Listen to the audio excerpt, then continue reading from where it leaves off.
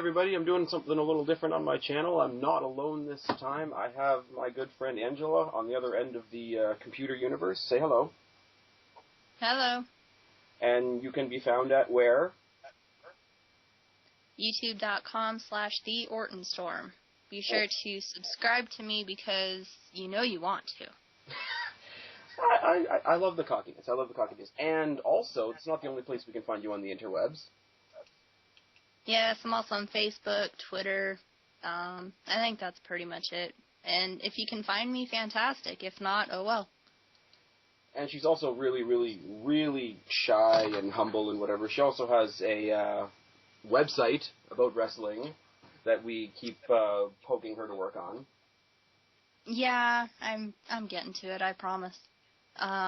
Eliminated.webs.com. There we go. Now you've got more people, tuning into the website to see what you're doing or not doing. It'll be a motivational tool for you.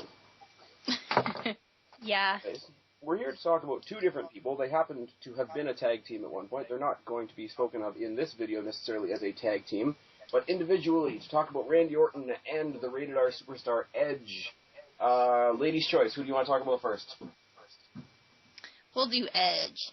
We'll do Edge. Well, I will yeah. talk about Edge. You can do Edge if you want. But anyways, Edge from my neck of the woods, Toronto, Canada, just inducted into the 2012 Hall of Fame as the first announced inductee. And Angela, you're the one that told me about the hashtag, fan since day one. That's definitely me. I was definitely the one watching Edge when he was the quiet guy that didn't say much, that ran through the crowd when his Titantron consisted of nothing but, him running through the subway, etc., and then turning into a really bad impression of a vampire and moving on from there. But from then on, everybody knows the career that Edge had. The fact that he had to retire this year really, really sucked. You can't really deny that he belongs in the Hall of Fame. So, Angela, I put it to you. Favorite Edge moment? Personally, when I got to see him in person, because I was like 2 inches away from the dude, and I gotta say he's really freaking hot in person. But besides that, I would have to say when he was feuding with John Cena back in 2006. Oh, you mean the last time it looked like John Cena could actually lose a match?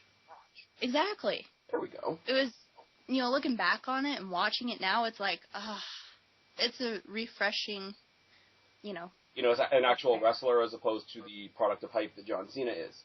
Moving on. I will say, for that rivalry, the sad thing is, the only part of that rivalry that I was there for live was a TLC match in Toronto that John Cena won, which I thought was absolute sacrilege, but whatever. My favorite Edge moment has got to be going back to WrestleMania 17, I believe, TLC 2, Edge spearing Jeff Hardy from the apparatus that was holding the belts in the TLC match, which later became known as the spear known around the world. But, yes, that was a good one. I'm going to pull it out just because I'm this much of an Edge mark. I did get the Edge Farewell t-shirt. You're so lucky. I haven't been able to get it. I, crave it. I want it so bad. Well, it was the first time my fandom led me to actually trust the internet with my credit card, so... And after that, I've just gotten a bunch of CM Punk stuff, but whatever. Now, what I didn't know when I got the Edge Tribute t-shirt was that it has every single accomplishment he ever made in the WWE on the back of it, so this makes things really, really easy. 2005 Money in the Bank, 2010 Royal Rumble winner, 4-time WWE champion, 2001 King of the Ring, 7-time World Heavyweight champion, 5-time Intercontinental champion, 1 United States championship, and the one I want to focus on is the 14 tag team championships. Now, when Edge got most of his titles, it was with, Christian, and that was the team that he was known for, but... Angela, how many other partners can you name me that Edge had tag team gold with? Well, I really hate to admit this because I am a huge fan of Edge, but I am not a fan since day one of Edge, so I'm not exactly up to date with his career, but I do know that he was champion with Randy, obviously. Yep. I want to say Mick Foley. No. I don't believe so anyway. I could be wrong, but I don't believe so. Okay. Rey Mysterio, which was an interesting one. Yeah. Hulk Hogan was one. Oh. I mean, that was kind of awkward because, yeah. But it was just, yeah, Edge did it all, pretty much. You can look down all the titles, and that's one way of looking at it. But, like, when you see what he did with all kinds of different... He made the storyline with Vicky Guerrero look good. Like, and... Okay, from the female point of view, how hard is it to make a Vicky Guerrero storyline look good? Probably very. Probably very. Especially when it became a love triangle with the Big Show, which was super awkward. Yeah. I don't know, what other thoughts on Edge? Anything. Toss at beginning, edge, middle, whatever you want to bring up. I know the things that I want to bring up, but... Some of them Jeff Hardy, who, you know, in the YWC, if you're a Jeff Hardy fan, you know you're going to hell. So I might as well let you get your thoughts out of the way first. Right. Well, I know that him and Triple H were, you know, kind of neck and neck in a way in their careers as they went along. You know, they've both been there, give or take, the exact same time. Yeah. But honestly, I think Edge rose above Triple H in his own way. And didn't have to marry into the family to get there? Do what? And didn't have to marry into the family to get there. I'm just putting that out there. Right, yeah. I think Edge is far better than Triple H in many ways, although I do respect the hell out of Triple H. But well, you have to. That's the point. So that's my personal opinion. He's probably one of the greatest of the 90s and 2000 era wrestlers, if not the greatest. Oh, got to be near the top. And, you know, like, talk about placement in the Hall of Fame, like, not only to go into the Hall of Fame, but to be the guy of this Hall of Fame year, I think is a big, it's a big thing for him, and it's right. Like, I don't think he should be, like, tucked under the blanket under some other big guy getting inducted. I think him being at the head of his class, so to speak, is appropriate. Because he could do pretty much anything. He could do the hardcore stuff with, you know, people like Mick Foley and Benoit, and, can't say Benoit, YWC will get all on your ass, but Benoit, and... Shame on you. I think the interesting thing about him and Christian was you had two guys that could have just as good a tag team match as you could a match against each other. Would that be fair to say? I would agree with that. All right, and, you know, put Chris Jericho in the mix, especially a couple of years ago at WrestleMania. That was, you know, that was what it was. But then you go through that, and then you go with a more hype-based match, like we've said with John Cena, to a pure, more top echelon wrestling match with somebody like Triple H. But you got to go back, and you got to go back to where Edge first made his name. And I'm sorry. In their day, there's 4 guys, or 6 if you want to include the Dudleys, but there's really 4 guys that revitalized the tag team division back then, and that's Edge, Christian, and the Hardys. And as much as I'm going to get shat on for being a Hardy mark, look at everything they did. You know, first tag team ladder match, first tag team, you know, table match, first, you know, the first 2 TLCs, which haven't been touched since. I don't care who you put in them. Right. Hardys, I liked them back in the day. I do not care for them now, and forgive me, but I just I'm talking like at their prime, when they were making that impact, when they were making that transformation, not only for themselves, not only all 4 of them helping each other to get to the main event scene, but they brought tag team wrestling back to the main event scene. Right. Yeah, you can't deny the facts. They're there, and you just can't deny them, and, you know, tough. And as much as it was a tag team rivalry, I swear to God I can speak. Just because it's, you know, 10 to 2 in the morning here, doesn't mean I can't speak. But to watch the old, you know, Hardys versus Edge and Christian matches with the rivalries, even though for the most part it was a respectful rivalry, with all due respect to both Matt Hardy and Christian, it was really a Jeff Hardy and Edge rivalry, because they were the Shawn Michaelses, if you want, of their 2 teams. So even in a match, you know, with multiple people, you've still got, you know, 2 people, and the one we're talking about right now, standing out above the crowd. Right. Yeah, they definitely knew how to steal, you know, every match that they were in, be it tag team or single or whatever. They knew how to put on a good show. and put on a good match and, keep everyone enthralled with it. And, Matt and Christian can do that too, but it's not quite to the same level. Yeah, but I mean, who would you rather see, Jeff Hardy versus Edge or Matt Hardy versus Christian? Jeff versus Edge. Yeah, and I mean, like all due respect to Matt, but he's done in wrestling, and nobody's really crying about it. And Christian, I'm happy for him. He got his World Tag Team title run. Don't get me wrong, but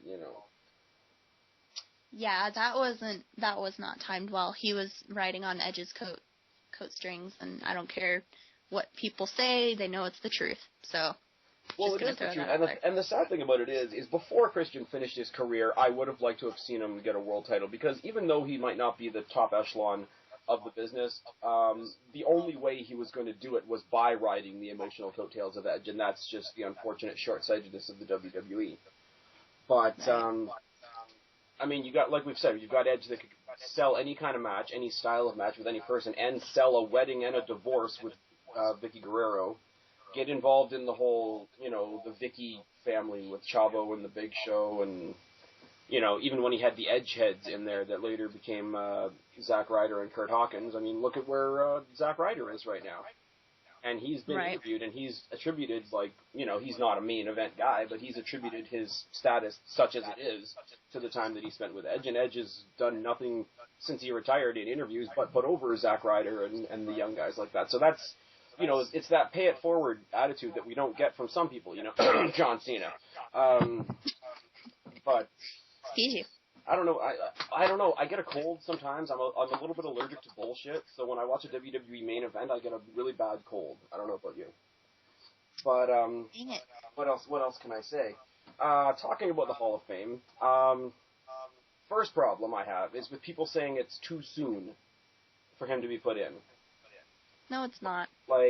If it was a chance, if it was him just retiring, because it was his choice, and, he could do a Shawn Michaels and come back and have another run later on, yeah, definitely I would say put it off. But he's got a fucked up neck. He ain't coming back. Right. You know what I mean? Yeah, and Edge might not have died, but that's like saying it was too soon to put Eddie Guerrero into the Hall of Fame. Well, this is what I'm saying as well. And thank you. I was with all due respect to Eddie Guerrero was going to be one of my examples. He went the way he went, and it was very, very unfortunate. But okay, this guy's had a hell of a career. We better sure as hell get him into the Hall of Fame, and he deserved that. And I think to say that Edge deserves any less, he might not be dead, but a broken neck pretty much kills your career.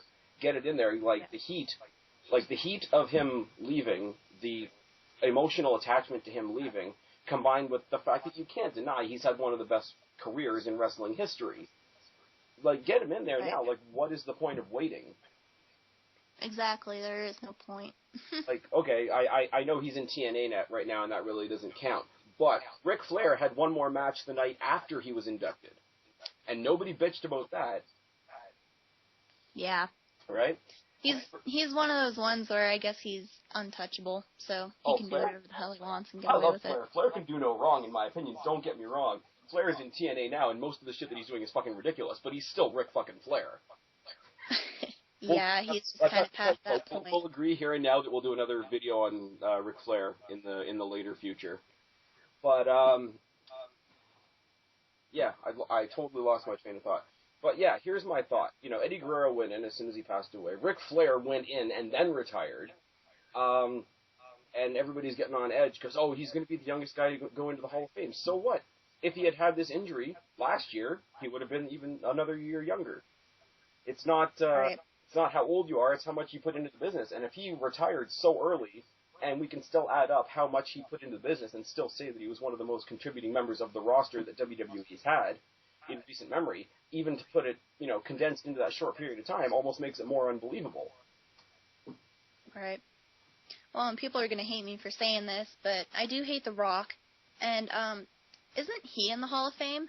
No. And he inducted his dad and his grandfather. He is not himself yet. I predict. He's not. Oh. I predict either next year or the year after. If he wasn't still wrestling at this WrestleMania, I would predict that they would put him in, while they're in Miami. But yeah. And the other side of that would be, hey, I wish they were inducting Edge in Toronto so that I could go. But that's, these are other messages for other times, and I know you and I differ greatly on our opinions of The Rock, but yeah.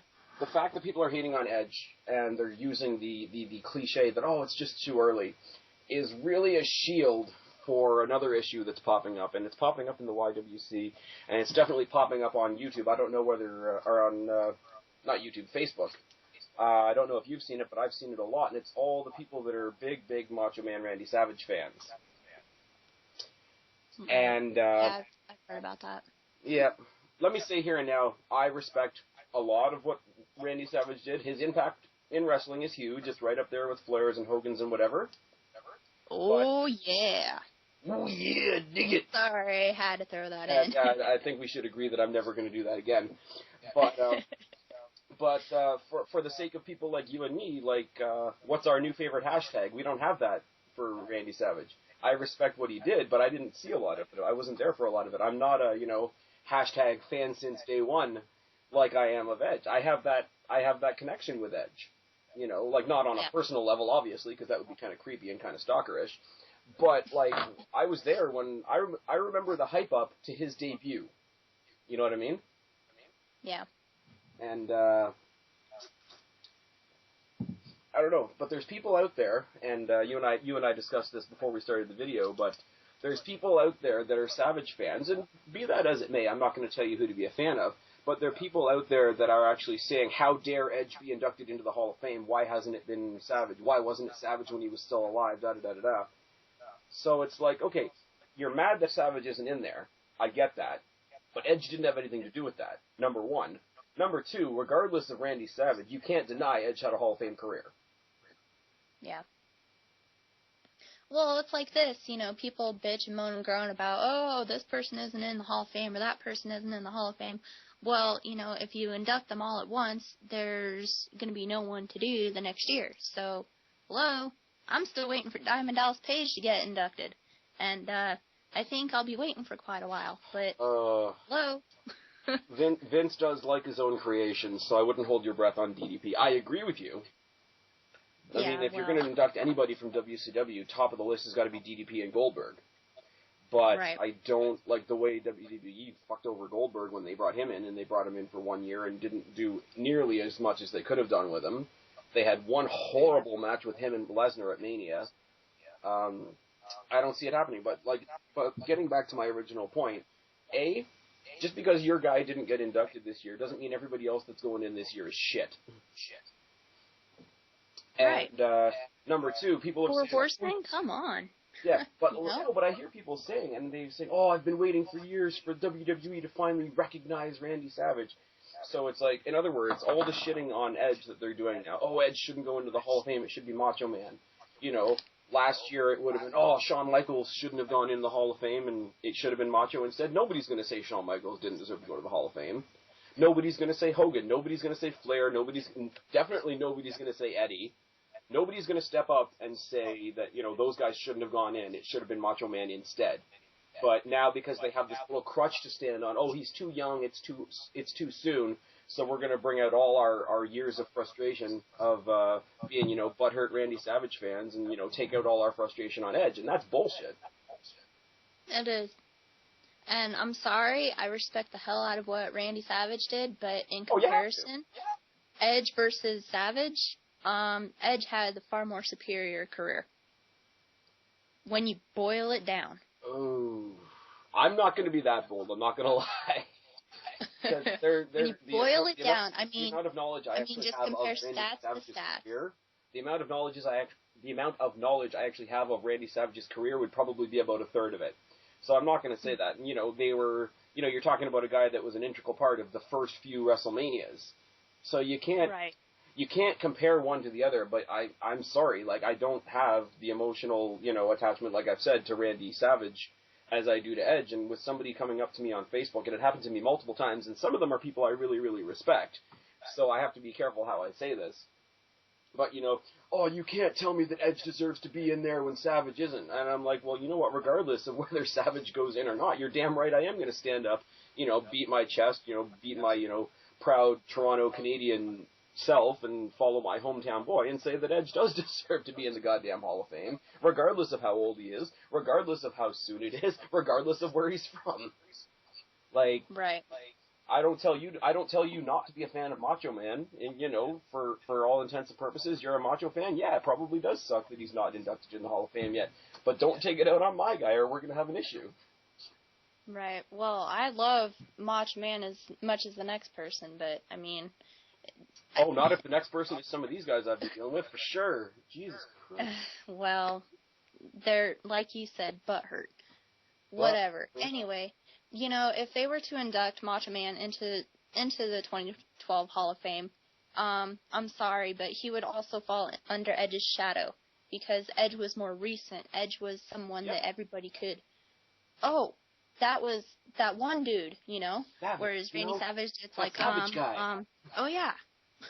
You know? And that's the thing, though. There's two things you got to say as well. Okay, whether you like it or not, Edge is the number one guy going into the Hall of Fame this year. Fair enough to say? Yep. So if Savage goes in now, he's going to be going in under Edge. I mean, do the Savage fans want that? Like, no. apparently they've been waiting for it for so long. Like, if it takes one more year, like if it takes going to the 2014 Hall of Fame, where Savage is the main, like, I would rather, if I was a Savage fan, I would want that. I would want, you know, my guy, who I think is the number one guy in, you know, foreverness, to get his spot and be the number one guy. But, so, like, after the fact of saying that Edge is the number one guy going in this year, I would almost not want the guy that I'm a fan of to be in, because it'd be going in under somebody else. Exactly. Because I'm sorry, like, everybody that... Well, okay, there's obvious exceptions with people like Drew Carey and shit like that, but 90% of the guys in the Hall of Fame all deserve to be there, but at any given class, there's going to be one that stands out. Like, it can't be denied. You're going to have a Hogan, you're going to have a Bret Hart, you're going to have a Ric Flair, you're going to have a Shawn Michaels. And I'm sorry, especially last year, with Hall of Fame being so tied into WrestleMania, Shawn Michaels being Mr. WrestleMania, you had to know if you were going in that year, you were going to be an afterthought to Shawn Michaels. It's just the way it is. Yep, I don't even know what the class was. What's that? I don't even know who the class was, I'll be completely honest with you. I know it was Shawn Michaels. You had a team like the Legion of Doom, who was, you know, one of the last good tag teams. You had... other guys that I don't even know very much about, I'm not going to lie. Yeah, Drew Carey, which was fucking ridiculous. Yeah. But, you know, they had to know, like, anybody that was announced after Shawn Michaels was, you know, an undercard attraction, or an in-the-shadows attraction, so to speak, to the main event inductee, which is Randy Savage. Or, sorry, not Randy. I'm getting confused. Look at me go. But to Shawn Michaels. Anybody else that got announced after that was going to be an afterthought. So now Edge has been announced as the main guy. Number one, it's not Edge's fault that your favorite wrestler hasn't been inducted yet. So don't get all butthurt on him just because he's a visible, you know, punching bag for you to go after. And B, now that Edge is the number one guy, do you want Savage going in as an afterthought if he's as great as these fans think he is? I think it's a really backwards set of thinking on that, and I've ranted on it for way too long now. Do you have anything else to say about Edge? He is a fantastic guy, fantastic wrestler, fantastic performer, and I wish him nothing but the best. I mean, sweet, you know, 2012 Hall of Fame. Bring it. 2012 Hall of Fame, and you know what? The one good thing about him retiring early, if you can call a neck injury a good thing, is he's still young enough, he's still a celebrity enough, he's going off and he's doing other things. He's been doing, I don't know the name of the show. TV shows, interviews. Well, he's done TV shows. He's apparently got movies on the line to do in 2012, 2013, and whatnot. He's sort of following the Austin stream of not necessarily being in the number one hit movies, but sort of looking at some second string type movie roles. And he's been on a show that you would think I could think of the name of it for the life of me, Haven or something like that. And he's been a regular guest star on there. And you know what? The one good thing about him retiring now, getting his retirement out of the way, and I hate to say it, but getting the Hall of Fame out of the way, is that he's gone on and he's got enough time to have a significant after-wrestling life. Exactly. whereas you have a Hogan or a Flair or people that can't let go, and they're going to be in the ring until they're in the ground, and that's also sad. Now... Yep, I sense another Owen Hart. Oh dear. Who are you comparing to Owen Hart? Whoever falls down and breaks their hip first, I suppose. Oh, that's not nice. That's not nice at all. I gotta wave my Canadian flag for a second there and say that's not nice. Okay. Moving on. We're moving on to your boy. So do you want to start the conversation? Well, let's just start with hashtag fan since day one, so you bandwagoners can suck it. Okay, I had my fan since day one moment. I'm going to step back. The floor is yours. Say as much as you want to about Randy Orton. Man, what can I say about this dude? I guess I can do my little story of him just real quick. I remember I was 11 years old when he debuted, and I watched his match, which kudos to anybody who actually knows who his first match was and, you know, the results of that match. Anyway, yeah, I remember, you know, after he won and, you know, he was doing his little celebration and whoever it was on commentating, you know, was giving their props to him and whatnot. I remember thinking to my 11-year-old self, that guy's going to be something someday. And look at him now. So, I got nothing but good things to say about this dude. I got his DVD for Christmas, and, you know, that made me respect the hell out of him all the more. It's been playing on a loop, hasn't it? Say what? I said, have you just been playing the Randy Orton DVD on a continuous loop since you bought it? Is the disc worn out I wish. What? Oh, no. I take insanely good care of all my wrestling stuff.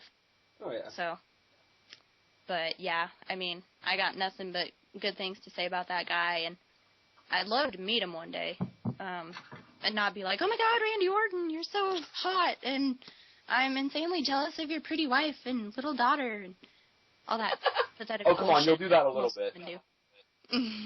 Just a bit. Okay, I'd probably say, okay, fan since day one, nice to meet you, but I don't know, maybe it's just me, I don't get starstruck that easily. With like a white shirt with like little homemade with scratchy magic markers, just like hashtag fans since day one. Oh my god, I should so do that. Right, you know, displayed like prominently on yourself there. Just saying. Right? I got a nice I don't know what you would call it. I got a nice visual, I don't know about you. Yeah. Anyway. And she's speechless, folks. Yeah, well, I've heard it a lot, and I still don't have a good comeback for it, so whatever. Oh, I'm going to leave that one alone. There's a line there, but I'm just not going to do it. Anyways. Continue. So, anything you got to say about good old Mr. Orton there?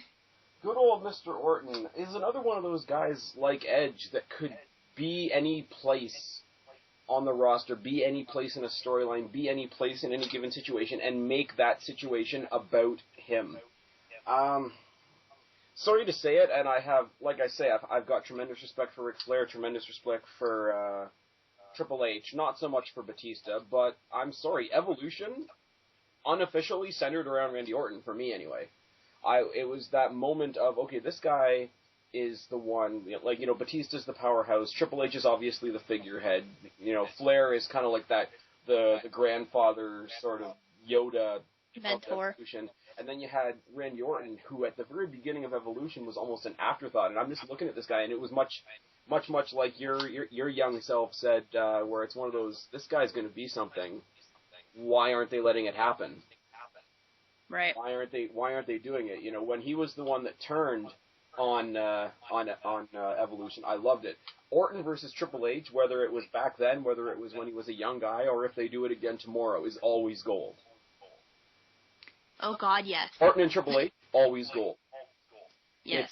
It's like putting the Hardys and Edge and Christian together, if I want to go back to our previous conversation. It's like The Rock and Austin, putting them together.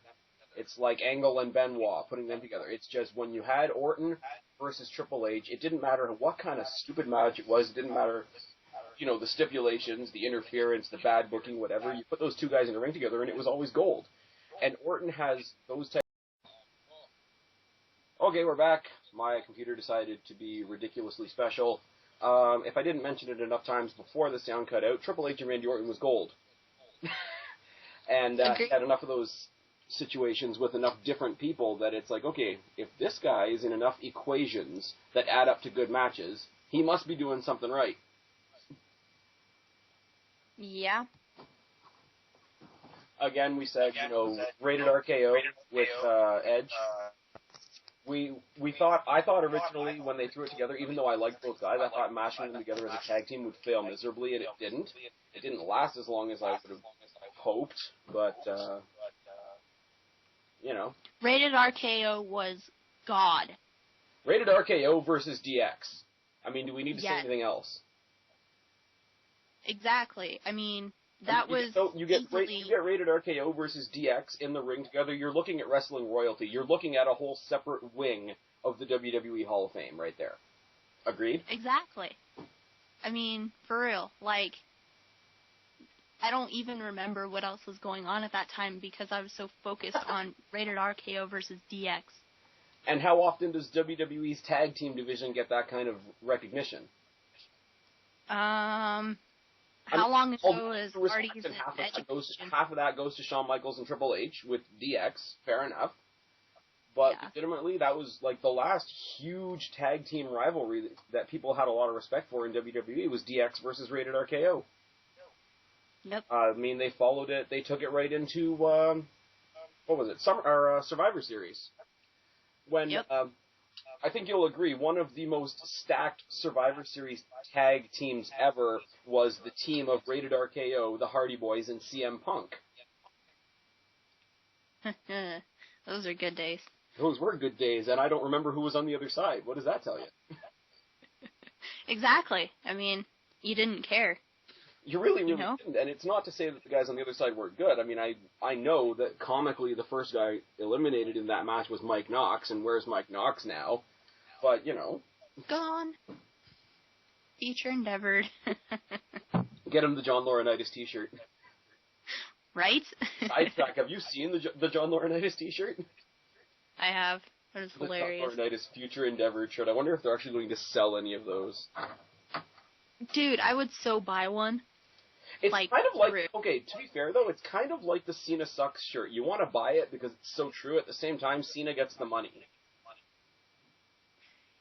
Yeah, but it's almost worth it. It is, except it's not, like, in the slightest. Oh, well, I could always, make my own. It's true. What else can we say? Orton. Okay, speaking of John Cena, seeing as I've already opened Pandora's box, it gets to me, I know it's got to get to you. The people on the internet that say that Randy Orton is just another John Cena. Where do we want to start on this? Oh, God. Let's see. The fact that Randy Orton can actually wrestle. There we go. No 5 moves of doom. Yeah, exactly. Even with his 5 moves of doom, at least he puts emotion behind it. It's not, oh, well, shoulder block here, and shoulder block there, and, oh, I'm going to stand here while people run into me here. Right? It's like recalculous. It's mind-blowingly stupid and repetitive, and how long has that been going on? Since, 2005-ish? 2001, I believe. Oh, well, yeah. It's ugh. Okay, here's the difference between Randy Orton and a John Cena. I can remember, within the past year, a time where Randy Orton lost cleanly with no bullshit. And albeit to somebody who at that point, up until that point, had been considered a mid-carder in Mark Henry. Orton lost clean to Mark Henry. When was the last time that WWE booked John Cena to lose cleanly to anybody? Edge?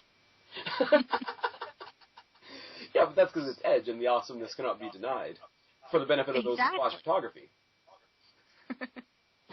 Exactly. But no, seriously. The next comparison I guess you could make. Orton has emotion. Yeah. Orton has a range of emotion. Yeah. Orton doesn't sit in the ring and get slapped in the face and say, "Thank you, sir, may I have another?" But yet I'll get a title shot next week. Right? Yeah, and oh, by the way, Randy Orton can actually sell. You know? Here's it's what I'm not, saying. oh, my arm. Oh, bam. Okay. Oh, my right? arm. Here's the deal. Yeah, I know you... Oh, that drives me nuts. You're saying you haven't seen Raw yet this week, right? No, I have not, unfortunately. Little bit of a spoiler alert for you, but for the rest of us that have seen it, or either that or watched it on YouTube, Cena has been getting his ass kicked by Kane, which is massively amazing, for the past 3 or 4 weeks or so. Gets his ass beat, choked out, beaten with weapons, etc. by Kane at the middle of the show. End of the show, has a match with Dolph Ziggler, of all people, coming out to the ring, still has his little, side conversation that he does with the camera on the rampway that's, super arrogant and annoying, and then does his little sprint to the ring where he does that retarded little, I want to be a Hardy slide thing that he does. I'm pretty sure somebody that got beat down by a 7-foot, 300-pound monster with weapons in a back alley isn't going to be that limber. Fair to say? Yeah, I would agree with that. Counteract to that, right? One of my, I don't know if it falls into your category, but one of my favorite rivalries earlier I should say last year now, because it's 2011, but Randy Orton versus CM Punk. How gold was that? That was amazing. I was so happy. Okay. Now, I've been waiting for their match at WrestleMania, you had Orton on the end of a hellacious beating. He got his leg attacked with a pipe a couple of days before WrestleMania with CM Punk. So what does he do? He wraps the leg. He's got a little bit of a limp when he comes to the ring, and when CM Punk is beating him down in the ring, he looks like he's been beaten down. Yep. And he still solves it throughout the entire match. And the Orton haters are going to say, well, he buried CM Punk. He won the match. It must have been a burial. Well, yeah, he won the match, but he looked like he'd just gotten his ass kicked, and he made CM Punk look like $1 million. Yep. I mean, CM Punk was already great at that point, but that had to be one of the most defining moments in his career that led him to the awesome place that he is now. Yep. Well, and as far as the whole burial mindset, Cena? Just saying? Yeah. Well, if everybody, wins a match and loses a match, does the loser automatically get buried by the winner? No. I mean, by that logic?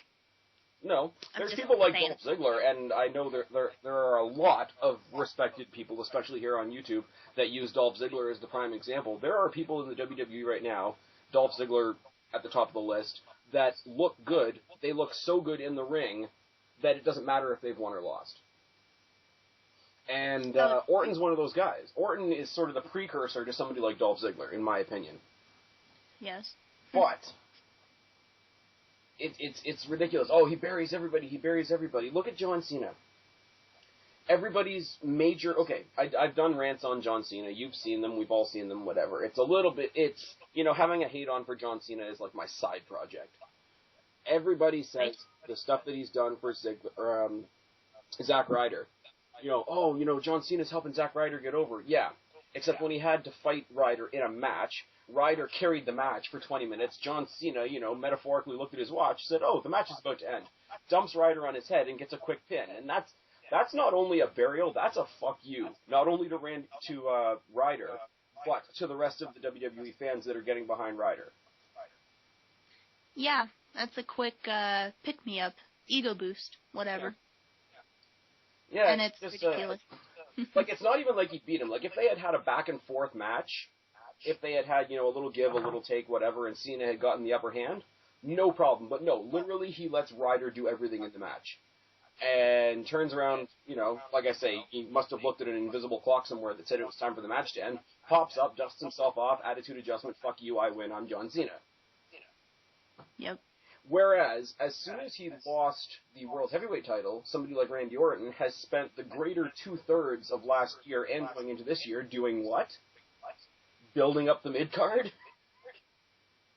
Right? Because we kind of need to build up the mid-card in case God decides to smite John Cena with an injury like he did when John Cena did that whatever injury that he had however long ago. I don't even remember. Mm-hmm. What was that? I don't remember. He did something to his pec or something. Yeah, that. Royce will do that to you. But anyways. I am convinced that is an act from God, whether or not you believe in a God. That is an act. If there is a wrestling god other than JBL, he smote John Cena's ass, and he needs to do it again. Maybe John Cena will get hurt at the Rumble, but anyways. Or maybe they'll, script him to be injured at the Rumble, but then he'll, pop up back and, he can suck all year. I'm okay. What? I'm okay. I can wrestle. You know what? He can get his ass kicked by Kane from now until WrestleMania, but he'll still pop up like a fucking spring chicken because he knows he's got a set spot to main event WrestleMania with somebody like The Rock. What kind of opportunity would WWE have had if they had had the rivalry be Orton versus The Rock?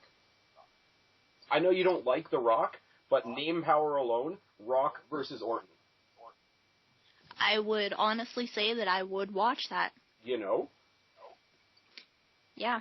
I mean, I can say, honestly, straight-faced, that I do not give a shit about John Cena versus The Rock at WrestleMania. But that's just me. Well, that's a two-headed snake because A, it's John Cena, and B, they've been shoving it down our throat for a year, which I think was an experiment on their part gone horribly wrong. But part of it is John Cena. Part of it is we know John Cena's going to win. Now, see, I'm not so convinced because The Rock was in that same position when he was in his heyday. Yes, but The Rock getting pushed. But The Rock is now in the Hogan position. It's a torch passing match. Hogan had to pass the torch to The Rock because The Rock was the one staying. Rock has to pass the torch to Cena because Cena's the one staying. Good God. Like, there's two shows, so there has to be two captains, right? Like the Raw captain and the SmackDown captain. Captain of the SmackDown team is Randy Orton, whether people say he believes in it or not, or whether he deserves it or not. Why can't the captain of Team Raw be somebody like a Dolph Ziggler, like a CM Punk, like he's been doing, right? We've got a breather. We finally got a minute where Cena's out of the title picture, and it's been great. Not everything has been golden, because not everything's going to be golden, but, freaking... You get The Miz, Alberto Del Rio, CM Punk, Dolph Ziggler. Now we've got Jericho in the mix. There's enough people there that can actually wrestle that we don't need Cena anymore. No. Like the WWE. I would agree. The WWE could crown a new face, but we're turning a positive Randy Orton thing into a very, very negative John Cena rant. But it bothers me. The largest comparison made to Randy Orton is John Cena, whereas you can compare Randy Orton a lot more properly and a lot more deservingly to guys like Shawn Michaels, to guys like Triple H, You get a guy like Randy Orton. Stone Cold Steve Austin. What's that, sorry? Stone Cold Steve Austin. I would buy that. But you get a guy like Randy Orton who does nothing but sit there and absorb everything from everybody that he's around. You sit under the learning tree of guys like Ric Flair, guys like Triple H and Shawn Michaels. You can't help but absorb greatness if you associate with guys like that. And you can see it the other way, and this is another great conversation for a completely other video. And not only does he absorb it, he passes it on. Look at how much of an influence Randy Orton had on Cody Rhodes. Look at what a hand Randy Orton has had in building up Cody Rhodes. Yep. And I don't know about you, but I love Cody Rhodes. Like, his gimmick is amazing. He's in my Fave 5, you know it. Yeah. So. But no, it's why the whole, Orton buries people twice as bad as Cena does. No. Orton, stepped away from the main card scene to go to the mid card scene and boost everybody else up. How much better does Sheamus look now after he's had a couple rounds with Orton? He looks fantastic. How much better does Cody Rhodes look like now? Amazing. Wade Barrett? Decently good. Dolph Ziggler? Amazing. Daniel Bryan? Pretty good. Okay, I'm not asking what your opinion of Daniel Bryan is. I'm just saying. Because I know you're not exactly on... he looks good. You're not on the Bryan train, and that's cool. That's your right, Although the smarks in the YWC will say you have to respect friggin' Daniel Bryan. Well, do I have to suck Cena's dick too? But no, to be fair to Daniel Bryan and to be fair to Randy Orton, after a match with Randy Orton, you look better. Even somebody who's going to spend his life in the mid-card, like Kofi Kingston, before Orton came back to SmackDown from Raw, Orton had his last rivalry, and it was with Kofi Kingston. And to bring somebody like Kofi Kingston, who, like I say, is going to live in the mid-card. I like the guy. He's an entertaining guy to watch, but he's not going to be a WWE champion. Nope. And to have somebody that goes into the ring with Randy Orton, and Orton makes sure that he looks like he belongs there. Like, that says something about Randy Orton. Yeah. What you bring to the ring is 50% what you do and 50% how good you make the guy across from you look in the ring. And that's why John Cena is 49% at best.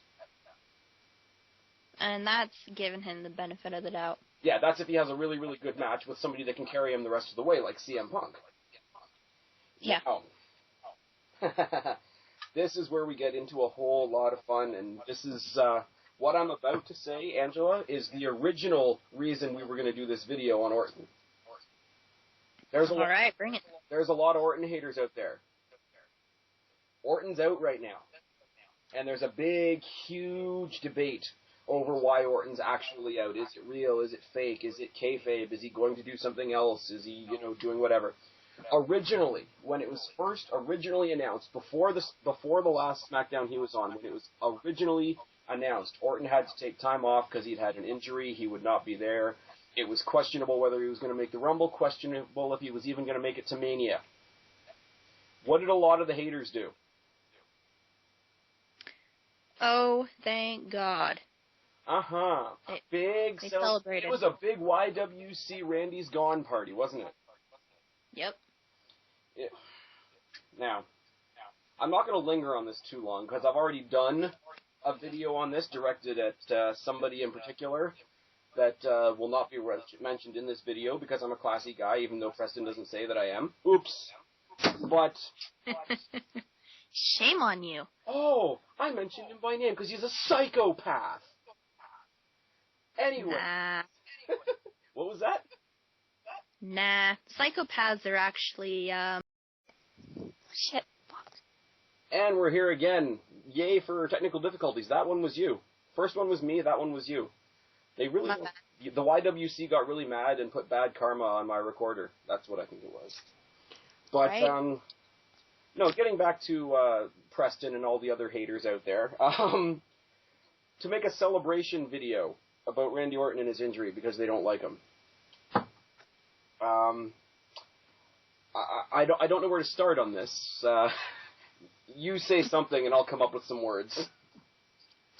Well, I haven't seen anything, but I'll just kind of go with my gut instinct here. And how old are we? I mean, for real. Like, I personally am going on 21, so maybe it's okay for me to do that kind of bullshit, but how old are you? Up in my late 20s, I'll leave it at that. I mean, for real, this isn't middle school. Mm-hmm. So, celebrating someone's legitimate injury where, oh, by the way, they need physical therapy, that is uncalled for. I'm pretty sure even in preschool, even in middle school, I wouldn't have celebrated one of my classmates going to the hospital. Exactly. You know? I mean, real. As I've said before, we're not talking about, the Viper, the Apex Predator, the legend killer, Randy Orton, the multiple-time world champion, whatever. No, we're talking about the supposed legitimate injury of Randall Keith Orton, the man, the husband, the father, the, family member, whatever, that has to support himself, support his family, recover, etc., etc. Like, you're a sick fuck if you can make it somehow okay in your head to celebrate somebody, being injured, not being able to support themselves, you're sick. And I'm not gonna rant about this as much as I thought I was going to, but you're just sick, and it's kind of sad, and it's kind of pathetic. Yeah, and, oh, by the way, grow a fucking set. Right? Yeah. I mean, because what good does it do, and how does it make you look? It makes you look like a freaking idiot, bringing that guy down. Right. So, I mean, For real. Just grow up. And the second part of this that I thought was equally fucked up a lot. And I can't wrap my head around some of the people in the YWC, but it's great that Orton's gone. It's great that he's, injured, because now the mid-card guys are going to get a chance to shine. Who were all the great mid-card guys shining because of? Who did we name earlier? Right? Yeah. Like I say, the mid-card guys can go up against each other and show what they've got, and I have no doubt of that. And right now it looks like Sheamus is taking that spot, and it's going to be a Sheamus-Wade Barrett feud.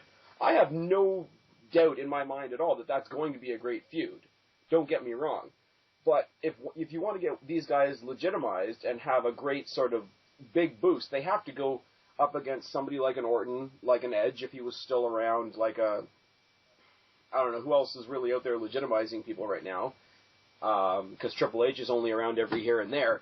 But, Cena's not legitimizing anybody on Raw except for CM Punk, only because CM Punk's awesomeness couldn't be denied. But, you've got to have somebody in the top spot before you can have all the other people that are going to take that top spot. If that top spot is empty, it doesn't mean as much, you know what I mean? Yep. I don't know what some of these people are thinking. Granted, he was booked, similarly to Cena for a while. Similarly, you could have said on Raw and on SmackDown, John Cena and Randy Orton were being booked identically, right? Sort of, dominating the picture, sort of, holding the champion. Being the top face. Being the top face. The only difference is you've got two guys that are top wrestlers. One of them's a wrestler. The one of them that is a wrestler deserves to be the top wrestler. The one that is the, pumped up product of company hype and jump down our throats. There's a difference. Sucks Vince's dick. Oh, what was that? Say it again? And sucks Vince's dick. Thank you. Along with his female counterpart, Kelly. But, Kelly Kelly's going to be a whole other video, too. But, at least Kelly you can look at. Why? Why? Because she's a little easier on the eyes, not too much. She ranks just above in looks. I'm pretty sure she doesn't have a penis. That's about where she's at with me. I'm sorry, I'd rather have Lita. I know you're with me on that one. Yeah, I would too, actually. There we go. A little bit of fun here on my channel. Anyway. Moving on. Okay. From there, this now becomes a story about the YWC and not so much about Randy Orton. Eventually, the people in the YWC turned to a rumor that Orton had violated the wellness policy. Now, I didn't find this on a single dirt sheet. It wasn't on WWE.com, and they're saying, oh, cover up, da-da-da-da-da, right? Anytime anybody goes, even the popular characters, R-Truth, Evan Bourne, Sin Cara, etc., when they violate the wellness policy, you find it somewhere in WWE. Even if you have to go to, the corporate page or whatever to find it, it's there. There's nothing there. And, which makes me think that the people that we've already established are sick fucks wanted to come up with a whole other reason for Orton being gone so that they wouldn't look like sick fucks anymore. Yeah, sounds about right. I mean, it's a good defense mechanism. No, I'm not wrong. He's really a bad guy. I should really be glad he's gone, but, they can't deny his wrestling skills, so they try to make him into the next Jeff Hardy instead of, saying, oh, well, maybe it does suck that he's injured. Maybe I was wrong, but, people don't say that in the YWC. People don't say that ever. Oh, I'm wrong. My bad. Sorry. I say I'm wrong. Well, most people. The 99%. Oh, but we're the 1%ers. Okay, here's the thing about admitting you're wrong. Yeah, it's a blow to your ego, but I've done it several times. In my channel, in chats, whatever. When Alberto Del Rio came into the WWE, I didn't give him the time of the day. I thought he was like a Mexican equivalent of JBL. I was really shut off. I didn't give him a chance at all. Look where he got to. Like, people think he's fallen down a little bit. Now, I don't think he has. I think his booking has fallen down, but I don't think he's fallen down in the slightest. I'd rather see him over John Cena any day of the week. Daniel Bryan, big mistake on my part. I thought he was really, really boring when he first came in. Gradually, I got to know his wrestling skills. Gradually, I got to know what he can bring to the ring. Through a lot of conversations with one of my fellow YWCites, Deluxe Man, and his huge passion for Daniel Bryan. I've seen him from a lot of different perspectives, and I can watch him in the ring now. And I've come back and I've said, no, Daniel Bryan's not boring. He's a great wrestler. He hasn't been given a shot yet. Like, if I can say I'm wrong about an initial idea about somebody, then somebody that rejoiced over somebody else's injury can, tuck their tail and admit that they were wrong. Right. And I wish that they would, because they are really kind of being stupid. And I mean, I think you'll go with me on this. Like, it doesn't mean that you have to be a Randy Orton fan. No. You don't, like... No. I'm not going to. I don't think you're going to tell anybody who to be a fan of. No, that's not...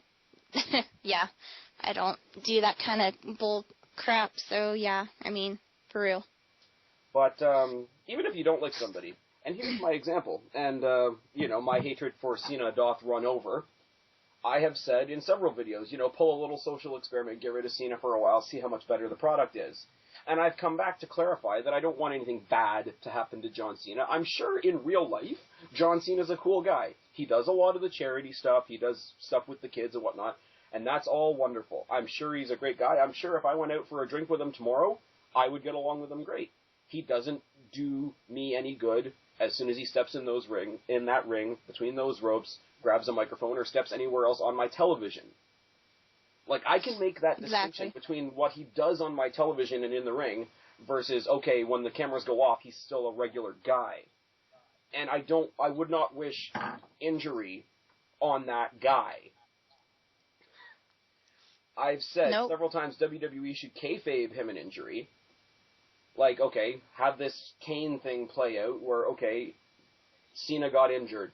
He's going to be out for a couple weeks. Meanwhile, he goes and works on another shitty movie or whatever. Or, like he's doing now, move down to the mid-card and have a little mid-card story and let somebody else, let the WWE title breathe. Right? Do it take Cena out of the way the right way. I don't sit there and like, oh man, I hope when he's going from, Dallas to Newark that he gets hit by a truck and he never wrestles again. I'm not trying to take the guy's livelihood away. I'm not trying to take money away from his family and his kids, etc. And that's what the Orton haters are doing. And considering that Orton can actually wrestle and contribute something to the show, it's pretty short-sighted. Now. Yeah. So we got through the injury, we got through the supposed the drug allegations, the wellness policy violations that were never substantiated by anything. And the third option became available, surfaced, or whatever. Maybe his injury is kayfabe. Maybe his injury is part of the storyline. And, okay, in the storyline, he was injured, he was taken out by Wade Barrett, who's a mid-carder. So all your arguments for him not putting over the mid-card go out the fucking window. Yeah. Like. Yeah, it's kind of funny. We don't even really have to do too much. We just kind of sit back and watch. Just all you have to do is think about the facts on that one. Like you said, you don't have to say anything. I don't have to say anything. Like, what is there to add to that? Just 4 little words.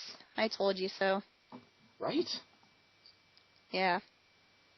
I don't know. And honestly, the people are hopping on this as like, oh, all the Orton fans are stupid because if he's kayfabing, then you guys are all stupid and you guys were all worried about him for nothing. And I'm like, no. I heard he was injured. I took it with a grain of salt. I hoped that he wasn't. And, yeah. Oh, yeah, well, he's going to go to the Rumble and squash everybody. And honestly, I've got a lot of other predictions for the Rumble, but there's a small part of me that hopes Randy Orton does win the Rumble. Yeah, I want him to win the Rumble, too. Okay, granted, usually, for the most part, something like Money in the Bank and something like the Royal Rumble, in my opinion, is supposed to be used to raise a new talent from the mid-card to the title picture. Like, to get somebody like a Rhodes or a Ziggler or even Barrett or Sheamus and help them get that bump into the main event scene.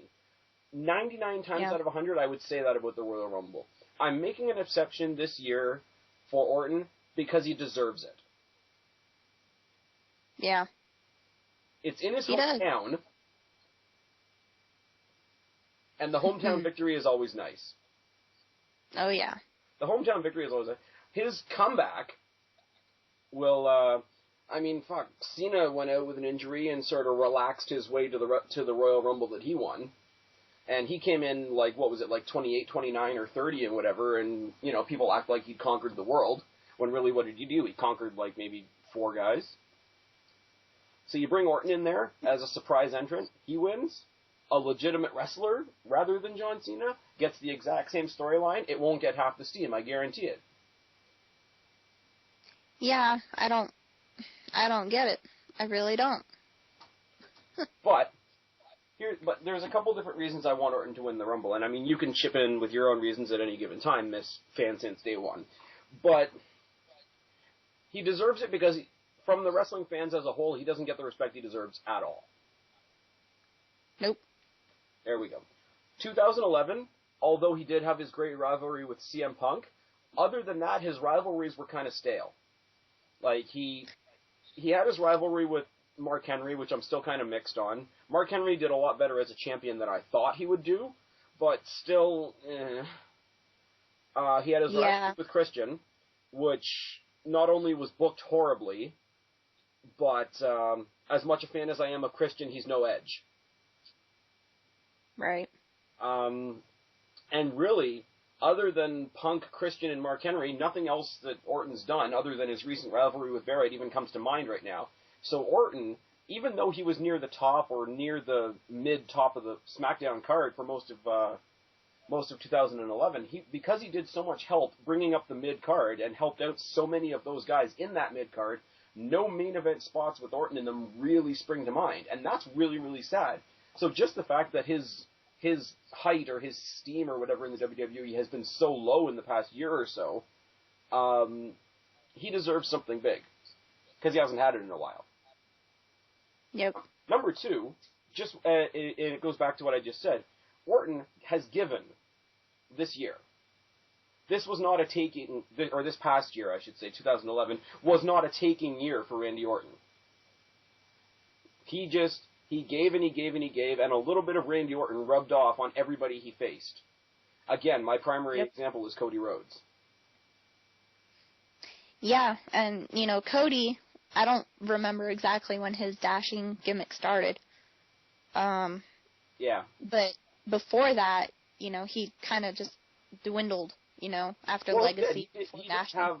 Cody is an amazing talent, don't get me wrong. He went from, being Dusty Rhodes' kid, to being in Priceless, to being in Legacy, to sort of falling by the wayside by himself, to being the dashing guy, to being the deranged guy in the mask, to being the awesome champion that he is now, in a very, very short period of time. Yep.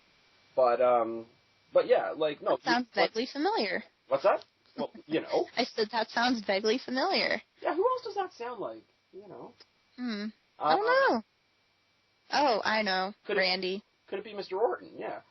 But, for somebody that has gone and done a lot of things that could have very well buried himself, going in and spending so much time making the minor guys look good, he deserves a payoff from that. He deserves an appreciation from the WWE for that. Yep. No, I don't necessarily... And even if he wins the Rumble and loses at Mania, I'll be happy. Because they gave him something. They gave him something to acknowledge what he has given back in the past, 10 or 11 months. And I'm sorry, I know everybody else, when they talk about last year's Mania, was hung up on, Taker and Triple H and the title matches and da-da-da. I'm sorry, as far as I'm concerned, Orton and Punk stole the show. I would agree with that. Orton plays a great psycho when he's going up against another great psycho. Yeah. You talk about the magic between Triple H and Randy Orton, you got to go to the magic between Randy Orton and CM Punk, those guys were so legitimately crazy on the same level, it was ridiculous. Yeah, but, it was... And I'm sorry, like, I hate to sound like a vengeful prick, but I'm going to be a vengeful prick, and I'm just going to stick up for my guy. The YWC has been on Randy Orton for so long now, not giving him any credit that he deserves, that I want Randy Orton to win, just so that I can look into this camera over here when I do my Royal Rumble review and flip every single one of them off. Yeah, you were glad that he's injured? Fuck you, he's not, and fuck you, by the way, he's the 2012 winner of the Royal Rumble. Right? That would be such a sweet victory. Mm-hmm. So... And we wouldn't even have to do anything. Yep. Angela, again, we just will stand back and let it happen. We will have a cyber high five and acknowledge that we are not as, bloodthirsty as the rest of the YWC. Yeah. And on another note, going back for a brief second, because there was one thing that I forgot. People out there that said, Randy Orton, he's on all kinds of drugs and he failed the wellness policy and da-da-da-da-da, and, it's really sick that WWE covered it up and covered their baby face and whatever. Let me tell you right now, John Cena could be found in a parking lot of the White House with a car trunk full of crack cocaine and a dead hooker in the back seat, and WWE would still put the belt back on him. Yeah, probably. Uh-huh. Because he sells tickets. He sucks dick. Moving on. Yeah, that too. Actually, no. John Cena is the personification of the PG era, and if you look at the attendance records for the PG era versus the Attitude Era, they're not even close. Oh, but I forgot. According to Preston and some other people, if you like the Attitude Era, you're pervs looking for tits and ass, or you're bloodthirsty monsters looking for people to get hurt and not being responsible with the business, and we want people to bleed, and da-da-da-da-da. That's us. But we're not the ones celebrating the injury of Randy Orton, are we? No, I'm actually, bloodthirsty. I'll admit it right now. Yeah, sure, why not? I don't know. Oh, and by the way, I love tits and ass, man. I just love those hot girls. Put all those comments together, and my next thought is Lita would make a hot vampire. But, anyway. Right? Oh, I just got totally off track right there. I'm not even going to lie. When they do Underworld 5, they can take out Kate Beckinsale and put in Amy Dumas. There you go. Yeah, I'd watch it. Hashtag Lita Vamp. Wow, this is going way off track. Yeah. Miss Fan since day one. What else do you want to add? I don't know. Randy's the man, Edge is the man, and... He's going in the Hall of Fame whether the Macho Man fans like it or not. Right, and everybody else who is not Randy or Edge, I guess, can just, deal with it. Yeah. Suck it, whatever. And if you can't recognize, even if you... Slow down. Words. All right. You don't have to be, like we've said, you don't have to be a fan of Randy Orton or Edge. You don't have to. We're not going to make you. Hell, as far as being... I will. You can be a fan of Hornswoggle, the Hurricane, and Doink the Clown. That can be your stable, if that's who you're a fan of. I have no problem with that whatsoever. Woo. But if you can't recognize the greatness and the contributions that these guys have made to the business, Orton's still and Edge, unfortunately, short-lived. All I have to say is, are you serious, bro? Right? Yeah, well, some wrestling fans are, how shall I say, however you like. Just off the wall. More like somebody bounced their head off the wall? Yeah. Just saying. We'll go with that. Hashtag just saying. There you Anyways, go. I do believe we've rambled for about an hour now, if this clock is anywhere near correct. So... Wow. Anyone who actually watches it. Yeah, kudos to those who have actually watched this whole thing through. We need to wrap this up, I think. Remind them one more time where they can find you, my dear. Oh, you can find me on YouTube, The Orton Storm, Facebook if you feel like finding me, Twitter, and eliminated.webs.com. All right. Goodbye, dear. I will see you later. And for me, guys, you know the drill. I've been Spaz. Even though you can't see me, subscribe up there, talk down there, start a conversation. Let us know what you think, and we will talk to you guys later. I'm tagging out. Bye. Get up, come on,